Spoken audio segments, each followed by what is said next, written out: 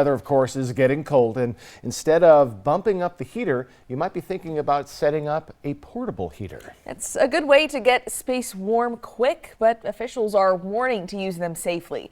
KapKV's Rylee Fitzgerald says to prevent a potential house fire, there are some things you should think about before you plug one in.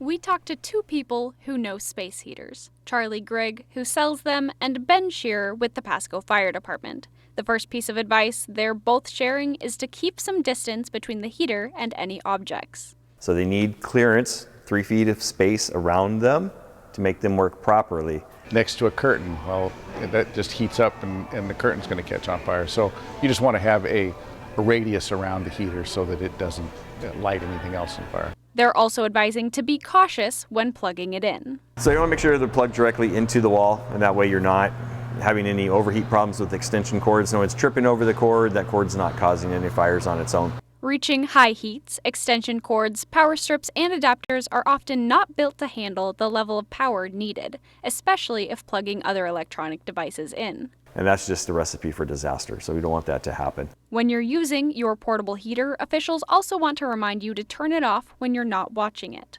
Making sure you unplug it when you leave, especially at night. If you leave your home, again, making sure they're off and unplugged, making sure nothing happens. Some have safety features, which turns the heater off when it tips over or if it starts to overheat. So you want to make sure you have a newer one that has the tip over safety and the overheat features to it, those kind of things. However, not all heaters have those features. If you're talking about a $19 heater, again, it's electric wires heating up in it.